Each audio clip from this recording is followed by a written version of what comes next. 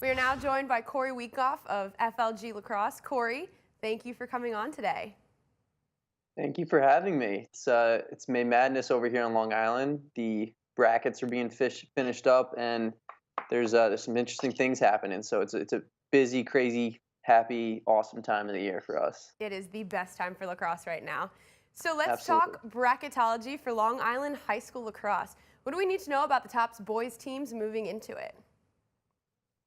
Sure. There's a lot of really good teams in the playoffs. I would say Suffolk County overall is a little bit deeper, but the top teams in Nassau, are just as good as anyone. So I'm gonna kind of start there and talk about some teams that have been a really good season and are kind of like the top seeds on the Nassau side of things in boys. So Manhasset, they had one of the hardest schedules, I would say, on Long Island. They played an incredibly tough non-conference schedule, competing against the best of the best, including, the St. Anthony's and the Dariennes and the Chaminads, and I think that really prepared them for their conference schedule. They ended up with the 1 seed, they went undefeated, and they're having a really good season. So they're a team that I think is kind of getting hot at the right time, and a team to definitely watch out for as they move into playoffs. I think they're a championship contender. I think if they win counties, they're a team that can get off the island and compete for a state championship. So definitely shout out to Manhasset, who I think is really growing and getting better each and every week. Cold Spring Harbor is a team that's looking for their fourth state championship in a row. They're Class C, they're a small school.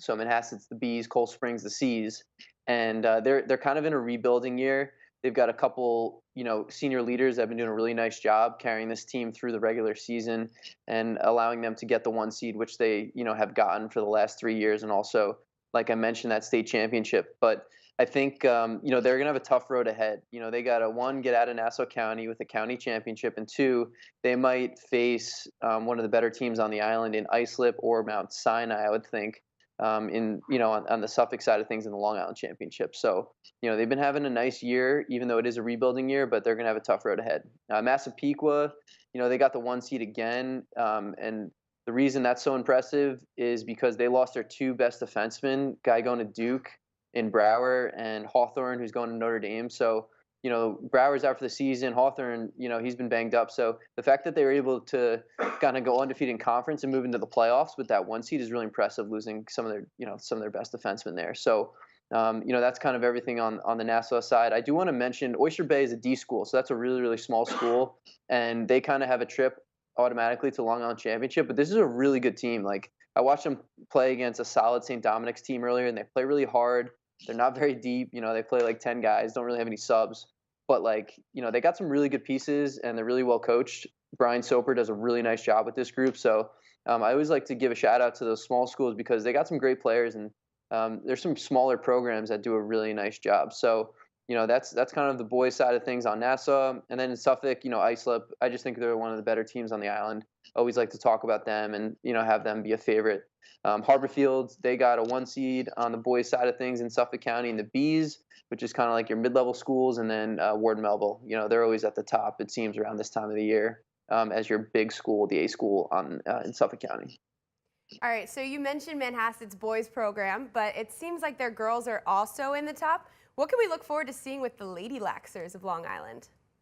Yeah, so it's like they're like the North Carolina, it seems, of high school lacrosse here. Their boys program, maybe not this year, but in years past, you got the boys team, just as good as the girls team. The girls just as good as the boys. I think Manhasset's going into the playoffs as the favorite to win the counties and move forward into the playoffs. And they got a young squad, but they're really good, extremely well coached. Danielle Gallagher is one of the better coaches here on the island and one of the more experienced coaches, and she does a really nice job with this team. They're extremely prepared each and every game. They play really, really hard.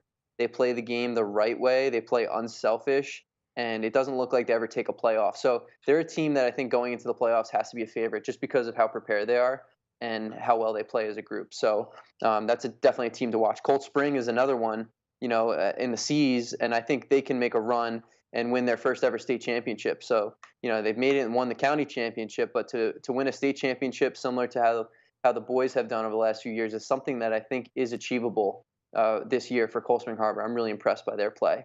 And then if you kind of move over to Suffolk County, Northport, I think, is the best team on the island, in our opinion, here at FLG. They are undefeated. They haven't lost a game in conference or out of conference throughout the year. So they're going into the playoffs, which sometimes, is a bad thing. But for them, I think it's a good thing because that's kind of what they expect. Carol Rose, she approaches each season. If she has a group of players that are capable of, producing wins each and every game, then that's what she expects. So I think that's been happening, and I think that can continue going into the playoffs. Mattituck is the smallest school, or one of the smallest schools on the island, and I'm most impressed by them because they're actually one of the most competitive lacrosse programs on the island. So they have multiple Division I recruits on this team. They're actually pretty deep. Like even some of their players that are off the bench do a nice job for them.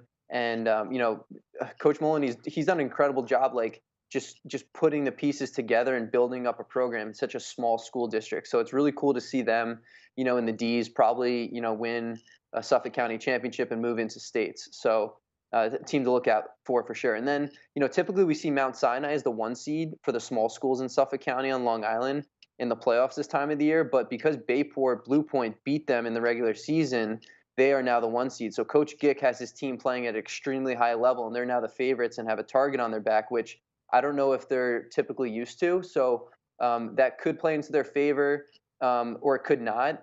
And I think it's going to be really interesting as we move into playoffs with potentially 4 teams that could win Class C in Suffolk County. So I mentioned Mount Sinai, Bayport as your 1 seed, but you also have Shoreham Wading River, which is a really good C school as well. And then you have West Hampton Beach, which is like the under the radar program that's just got like tons of talent, and they're really, really good. So they're a team that can surprise some people too. So let's watch out for them. Last team I want to talk about is ESM.